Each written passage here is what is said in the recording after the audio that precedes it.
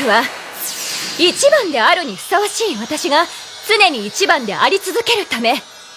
तो इतना इंतजार करने के बाद फाइनली अपना एक गोटेड एनीमे आ चुका है, जिसके बारे में आज हम लोग अच्छे से डिटेल में बात करेंगे। साथ ही में सोलो लेवलिंग के जितनी फैंस हैं उनके लिए बैक टू बैक बुरी न्यूज निकल के आ रही है। और इसके साथ ही में आज हम लोग एक ऐसे एनीमे के बारे में बात करेंगे जिसको आप लोग स्प्रिंग सीजन का अंडररेटेड एनीमे कहो या फिर हिडन जेम, बट जो ये एनीमे होने वाला है वो यहाँ पे काफी ज्यादा स्पेशल होगा, जिसमें आप लोगों को डीमन स्लेयर वाली वाइब मिलेगी। एंड क्या मैटर है क्या नहीं उसके बारे में आज हम लोग अच्छे से बात करेंगे। So without wasting any time let's begin this video. तो सबसे पहले अपडेट के बारे में बात करें जो आता है अपने सोलो लेवलिंग को ही लेकर। एंड यहाँ पे सोलो लेवलिंग के जितने फैंस है उनके लिए बहुत ही ज्यादा बुरी न्यूज निकल के आई है, स्पेशली जितने भी मानवा लवर्स है जो मानवा पसंद करते हैं। सो आप लोग इतना तो जानते होंगे कि सोलो लेवलिंग रैग्नारॉक की मानवा भी चल रही है, जिसके अंदर हमें संग जिनवू के बेटे की स्टोरी दिखाई जाती है। और अगर आप लोग रीड कर रहे थे तो यहाँ पे आपके लिए बुरी न्यूज निकल के ये आती है कि सोलो लेवलिंग रैग्नारॉक की मानवा अब लंबे हाइटस पे चली गई है, जहाँ पे रैग्नारॉक मानवा यानी वेबटून का जो चैप्टर 47 है वो यहाँ पे रिलीज होने के बाद इस मानवा का जो सीजन 1 है वो यहाँ पे कम्प्लीटली एंड हो गया। एंड हाँ, जो मानवा वेबटून आप लोग पढ़ते हो उसके अंदर भी सीजन वगैरह होते हैं। एंड सोलो लेवलिंग की मानवा के अंदर भी हमें सीजन 1, 2 देखने मिले थे। सो रैग्नारॉक के अंदर भी इस चीज को इन लोगों ने कंटिन्यू किया, जहाँ पे रैग्नारॉक मानवा का जो सीजन 1 होगा उसके अंदर टोटल 47 चैप्टर्स थे जो अब पूरी तरीके से रिलीज हो चुके हैं। सो अगर आप लोगों ने इसके सीजन 1 को अभी तक रीड नहीं किया तो जाके इसके सीजन 1 को रीड कर लो, क्योंकि वैसे भी इसके फाइनल चैप्टर के अंदर बहुत सारे कैरेक्टर की एंट्री हुई थी। बट अब प्रॉब्लम ये आती है कि इस मानवा का कमबैक अब कब तक होगा वो यहाँ पे कोई भी नहीं जानता है, क्योंकि अभी तक कोई ऑफिशियल डेट वगैरह अनाउंस नहीं की गई। और इसका मतलब सोलो लेवलिंग के फैंस को अब न्यू चैप्टर के लिए बहुत ही लंबा इंतजार करना पड़ सकता है। शायद हो सकता है कि 1 साल से ज्यादा का टाइम लग जाए। और सीरियसली देखा जाए तो सोलो लेवलिंग फैंस की किस्मत बहुत ज्यादा आजकल खराब चल रही है। पहले सोलो लेवलिंग एनिमे का जो सीजन 2 खत्म हुआ उसके बाद यहाँ पे सीजन 3 के अनाउंसमेंट वगैरह नहीं हुई। एंड फिर उसके बाद सोलो लेवलिंग रैग्नारॉक की जो मानवा है वो भी यहाँ पे हाइटस पे चली गई। सो सोलो लेवलिंग फैंस की किस्मत तो बहुत ज्यादा खराब है। अब हालांकि ये दुख अभी खत्म तो नहीं होगा, बट अगर आप लोग इस रोम-कॉम एनिमे के फैन हो तो हो सकता है कि आपको बहुत जल्दी गुड न्यूज सुनने को मिल जाए, क्योंकि यहाँ पे मैं बात कर रहा हूँ एक कपल ऑफ कुकूज के बारे में, जिसके एनिमे के सीजन 2 का इंतजार मैं जानता हूँ बहुत सारे लोग कर रहे होंगे, क्योंकि आप में से काफी सारे लोग पूछते हो कि इसका सीजन 2 वगैरह कब तक हमें देखने मिलेगा। तो देखो, इसको लेकर कोई ऑफिशियल रिलीज डेट तो नहीं बताई गई है, बस हम लोग इतना जानते हैं जिसका सीजन 2 है वो हम लोग को इस साल देखने मिलेगा। एंड इस साल ये कब तक आएगा उसको लेकर कोई ऑफिशियल अपडेट तो नहीं है, बट इतना हमें बताया जा चुका है कि जो 9 अप्रैल होने वाला है उस दिन इसकी न्यू इन्फॉर्मेशन रिवील होने वाली है। एंड मोस्ट लाइकली सीजन 2 किस सीजन में एयर होगा वो हम लोग को बता दिया जाएगा। एंड देखो, अगर मैं गलत नहीं हूँ तो यहाँ पे इस एनिमे को भी ये लोग समर सीजन में रिलीज कर सकते हैं, क्योंकि जैसे कि मैंने बताया कि आजकल जितने भी बड़े बड़े एनिमेस या फिर जो पॉपुलर एनिमेस होते हैं उनका जो सेकंड सीजन होता है वो हमें समर सीजन यानी जुलाई में ही देखने मिल जाता है। और समर सीजन ऑलरेडी बहुत सारे एनिमेस के साथ स्टैक हो रखा है, और इस समर सीजन और कितने बड़े बड़े एनिमेस आएंगे उसके बारे में तो हमें फ्यूचर में पता चलेगा। बट हाँ, आप लोग अगर इस एनिमे के फ्यूचर अपडेट्स को मिस नहीं करना चाहते हो सो मेक श्योर आप लोग चैनल को सब्सक्राइब करके रख लो। और हालांकि यहाँ पे रोम-कॉम एनिमेस के बारे में अगर हम लोग बात कर ही रहे तो यहाँ पे हम लोग बात करें अपने एक ऐसे गोटेड रोम-कॉम एनिमे के बारे में जिसको आप लोग को अभी जाकर देखना चाहिए। एंड मैं बात कर रहा हूँ please put them on Takami san anime के बारे में, जो हाँ आप लोग बिल्कुल सही सुन रहे हो। इस एनिमे का एपिसोड 1 फाइनली ड्रॉप हो चुका है। एंड ओह गॉड, मुझे बिलीव नहीं हो रहा है कि मैंने क्या चीजें देख ली। आई मीन इसका फर्स्ट एपिसोड यहाँ पे मेरी सोच से भी ज्यादा क्रेजी निकला, and not because of the story. यहाँ पे मैं सबसे ज्यादा शॉक हो चुका हूँ इसके अनसेंसर्ड वर्जन को देखकर, क्योंकि यहाँ पे इस एनिमे के अंदर अच्छी खासी खुल्लम खुल्ला चीजें देखने मिली। एंड जहाँ तक स्टोरी वगैरह के बारे में आप लोगों को थोड़ी सी जानकारी दे दूं, तो ये अपना रोम-कॉम एजी और साइंस फिक्शन एनिमे होने वाला है। एंड यहाँ पे इस एनिमे के अंदर साइंस फिक्शन क्या है, सो इस एनिमे के अंदर स्टोरी फॉलो होती है एक लड़की से जिसको हम लोग ताकामी ने कहते हैं। एंड ये लड़की अपने स्कूल में हर चीजों में टॉप पे रहती है, फिर चाहे वो स्पोर्ट्स हो, पढ़ाई हो, सारी चीजों में ये हमेशा टॉप पे रहती है। बट इस लड़की के साथ एक ऐसा सीक्रेट है जो यहाँ पे कोई भी नहीं जानता था, एंड वो चीज है इसकी एक सीक्रेट एबिलिटी जिसका नाम है इटर्नल वर्जिन रोड। एंड यहाँ पे एक ऐसी एबिलिटी है जो अपने ताकामी-सान को काइंड ऑफ यहाँ पे टाइम ट्रेवल की पावर देता है, जहाँ पे ताकामी-सान अपनी इस पावर की मदद से टाइम ट्रेवल करती है एंड टाइम में पीछे जाकर जो भी उसने गलती की होती है उसको वो वापस से सही कर देती है, जिसके बाद जो आगे के आउटकम होते हैं वो यहाँ पे डिफरेंट निकलते हैं पहले टाइमलाइन से। बट इस एबिलिटी को यूज करने के लिए भी ताकामी को एक प्राइस चुकानी पड़ती है, एंड वो होता है उसके अंडर कवर्स यानी उसके अंडरवेयर और ब्रास, जिनको जब वो अपने शरीर से निकाल कर सेक्रीफाइस करती है तब यहाँ पे टाइम वापस से रीसेट हो जाता है। बट एक दिन उसको ये एबिलिटी यूज करते हुए एक लड़का देख लेता है जिसका नाम होता है शिरोता। एंड शिरोता क्लास में एक ऐसा लड़का है जिसको यहाँ पे गली का कुत्ता भी भाव नहीं देता है एंड काइंड ऑफ यहाँ पे लड़का कंप्लीटली सभी लोगों से इग्नोर हो रखा है। बट यहाँ पे अब इसने ताकामिने की एक ऐसी एबिलिटी को देख लिया है जिस पर ताकामिने जब भी अब अपनी एबिलिटी का यूज करती है तब इस लड़के के ऊपर कोई भी असर नहीं होता है। मतलब इसको पास्ट के अंदर जो भी कुछ हुआ होता है वो सब इसको याद रहता है। और जब ताकामिने को पता चलता है कि इस लड़की के ऊपर उसकी पावर का असर नहीं हुआ तब यहाँ पे ताकामिने इस लड़के को ब्लैकमेल करने लगती है और वो उसको कहती है कि आज से तू मेरा क्लोजेट रहेगा जो यहाँ पे मेरे अंडरवेयर और ब्रा लेकर घूमेगा और यहाँ पे जब भी उसको जरूरत होगी चेंज करने की तब वो वहाँ पे उसके लिए प्रेजेंट रहेगा। जिस पर अपना लड़का साफ साफ मना कर देता है। बट ब्लैकमेल कुछ ज्यादा ही नेक्स्ट लेवल पे पहुंच जाता है जहाँ पे ये लड़का अपने ताकामिने-सान का क्लोजेट बनने के लिए तैयार हो जाता है। जहाँ पे इस फर्स्ट एपिसोड के अंदर कुछ देखने को मिले या ना मिले बट मैंने नहीं सोचा था कि इसके एनिमेशन को ये लोग इतना अच्छा रखेंगे। आई मीन इसका स्टूडियो और कोई नहीं टोक्यो रिवेंजर्स का स्टूडियो है एंड उस स्टूडियो ने यहाँ पे टोक्यो रिवेंजर्स के एनिमे के अंदर तो ढंग की एनिमेशन नहीं दी बट यहाँ पे ताकामिने-सान को इन लोगों ने ढंग से एनिमेट किया है। स्पेशली इसका अनसेंसर्ड वर्जन तो कुछ ज्यादा ही खतरनाक है। एंड अनसेंसर्ड वर्जन से मुझे याद आया, अगर आप लोग को यहाँ पे इसका अनसेंसर्ड वर्जन देखना है जो आप लोग बहुत सारे लोग पूछ भी रहे थे कि कहाँ से हम लोग देखें, अगर आपके पास क्रंची रोल का सब्सक्रिप्शन है तो आप लोग क्रंची रोल के ऊपर जाके देखो क्योंकि क्रंची रोल वालों ने हम लोगों के ऊपर दया दिखाई है एंड इसका uncensored version seriously Crunchyroll के ऊपर अवेलेबल है। एंड अगर आप लोग क्रंची रोल वगैरह यूज नहीं करते हो तो आप लोग अपनी फेवरेट साइट के ऊपर भी जाके इस एनिमे को देख सकते हो क्योंकि हर साइट के ऊपर इसका अनसेंसर्ड वर्जन ही मिलेगा आप लोगों को, जिसको लेकर अगर आप लोगों ने भी इसका फर्स्ट एपिसोड देखा है तो आप लोग अपना ओपिनियन शेयर कर सकते हो। एंड अब जरा देखा जाए तो हम लोगों ने अपने सभी एनिमेस के बारे में बात कर लिया बट क्या आप लोग जानते हो अगर किसी एनिमे के अंदर हमें कुछ ऐसे फ्लावर देखने मिले तो आप लोग एक चीज हमेशा याद रखना कि वो एनिमे पीक होने वाला होता है और ये जो फ्लावर है वो हम लोग एग्जैक्टली इस न्यू एनिमे के अंदर देखने मिला जिसका नाम है sword of the demon Hunter. And ये स्प्रिंग सीजन का एक और एनिमे है जिसका एपिसोड 1 ड्रॉप हो चुका है एंड सीरियसली इसका एपिसोड 1 आवर लॉन्ग एपिसोड था, मतलब 1 घंटा करीब लंबा एपिसोड था। और इसके एपिसोड 1 को देखने के बाद मेरा रिएक्शन बस सिंपल था कि ये एनिमे पीक लेवल का है और वो कैसे, चलो मैं आप लोगों को सिंपल वर्ड्स में इसकी स्टोरी एक्सप्लेन करता हूँ। सो बेसिकली इसकी स्टोरी स्टार्ट होती है 2 सिबलिंग से जिसमें पहले का नाम होता है जिंता एंड जिंता की जो छोटी बहन होती है उसका नाम होता है सुजुने। एंड बचपन में ही दोनों को अपने घर को छोड़ के जाना पड़ता है क्योंकि जिंता की जो छोटी बहन है सुजुने वो एक्चुअली में एक डीमन है। सो आगे हम लोग दिखाया जाता है कि ये 2 सिबलिंग अपने घर को छोड़ के चले जाते हैं और फिर इनको कोई दूसरा आदमी मिल जाता है जो ये आदमी इन दोनों ही बच्चों को अडॉप्ट कर लेता है और उन्हें अपने विलेज के अंदर ले आता है जहाँ पे उस आदमी की बेटी भी हम लोग को देखने मिलती है जिसका नाम होता है शिरायुकी। एंड जो अपनी शिरायुकी और जिंता है उन दोनों के बीच में ही लव रिलेशनशिप बनने लगता है एंड ये सब एक साथ रहते हैं, दोनों एक साथ बड़े होते हैं। बट आगे जाके जैसे जैसे ये लोग बड़े होते हैं वैसे इनके ऊपर विलेज की रिस्पॉन्सिबिलिटी आ जाती है एंड अब विलेज को प्रोटेक्ट करने का काम इनके पास आ जाता है जहाँ पे शिरायुकी बन जाती है श्राइन मेडन जिसको यहाँ पे इत्सुकी हिमे भी बोला जाता है एंड एक तरह से इनको विलेज के अंदर गॉडेस की तरह माना जाता है। और दूसरी तरफ जो अपना जिंता होता है वो यहाँ पे स्ट्रॉन्ग बनता है ताकि वो शिरायुकी का बॉडीगार्ड बन सके। बट स्टिल ये लोग अभी भी एक दूसरे से काफी ज्यादा प्यार करते थे बट कुछ खराब पॉलिटिक्स की वजह से यहाँ पे जो अपनी शिरायुकी है उसको यहाँ पे दूसरे के साथ शादी करनी पड़ती है। एंड जब ये बात सुजुने को पता चलती है तो वो ये चीज सुनकर बहुत ज्यादा डिसअपॉइंट हो जाती है एंड उसे पता था कि ये दोनों एक दूसरे से प्यार करते थे बट यहाँ पे शिरायुकी ऐसा धोखा क्यों दे रही उसके बड़े भाई को, उसको लेकर उसे काफी ज्यादा गुस्सा आता है क्योंकि जो अपनी सुजुने है वो यहाँ पे अपने बड़े भाई जिंता से काफी ज्यादा प्यार करती है और उसके खुशी के लिए वो यहाँ पे कुछ भी कर सकती है। तो अब इसके बाद आगे क्या होगा वो आप लोग खुद इमेजिन कर सकते हो क्योंकि मैं इसके आगे स्टोरी वगैरह एक्सप्लेन नहीं करना चाहता हूँ क्योंकि अगर किसी एनिमे की स्टोरी अच्छी होती है तो मैं चाहता हूँ कि उस एनिमे को आप लोग खुद देखो और फील करो। और यहाँ पे जितनी स्टोरी मुझे एक्सप्लेन करना था वो मैंने कर दिया है। इसके बाद आप लोग खुद जाके इसके एपिसोड 1 को देखो और मैं जानता हूँ जो इसका कॉन्सेप्ट है वो हिस्टोरिकल है, डीमंस वगैरह हमें देखने मिलेंगे और साथ में जो अपना मेन कैरेक्टर है वो स्वॉर्ड चलाना भी जानता है एंड साथ ही में मेन कैरेक्टर की छोटी बहन एक डीमन भी है। सो कॉन्सेप्ट और वाइब को देखकर डीमन स्लेयर की याद आती है बट ट्रस्ट में इसकी स्टोरी के अंदर डीमन स्लेयर की स्टोरी से भी ज्यादा पोटेंशियल है। एंड ऑनेस्टली बताऊं तो यहाँ पे जब आप लोग इसका एपिसोड 1 देखोगे तो इसकी स्टोरी इतनी इंटरेस्टिंग है कि आप लोग किसी भी जगह पे बोर नहीं होगे और 1 घंटा लंबा एपिसोड होने के बावजूद भी पूरे एपिसोड में आप लोगों का इंटरेस्ट बना रहेगा। एंड सच कहूँ तो इस एनिमे को देखने का मेरा वैसा कोई बड़ा प्लान नहीं था बट जब मुझे पता चला कि एक हिस्टोरिकल एनिमे है तब मैंने डिसाइड किया कि मैं इस एनिमे को देखूंगा क्योंकि जो हिस्टोरिकल टाइप के एनिमेज होते हैं वो देखना मुझे काफी ज्यादा पसंद होता है। सो इस रीजन की वजह से मैंने इस एनिमे को देखा एंड मुझे नहीं पता था कि ये एनिमे इतना ज्यादा अच्छा निकलेगा क्योंकि जैसे मैं एनिमे कम्युनिटी में हरकतें देख रहा हूँ उसको देखकर मैं समझ चुका हूँ कि ये एनिमे अंडररेटेड होने वाला है। सो बाकी लोग इस एनिमे के बारे में भूले उससे पहले ही आप लोग इस एनिमे को चेकआउट कर सकते हो और आप लोगों को इसका एपिसोड 1 कैसा लगा वो आप लोग कमेंट में जाके बता सकते हो। और इसी के साथ यहाँ पे आज की इस वीडियो को हम लोग यहीं पर एंड करते हैं। सो अगर आप लोग इस वीडियो को अभी तक देख रहे हो जाके इस वीडियो को फटाफट लाइक कर दो एंड चैनल को भी जाके सब्सक्राइब कर देना। मैं मिलूंगा आप लोगों से नेक्स्ट वीडियो में, तब तक के लिए सायोनारा एंड पीस आउट।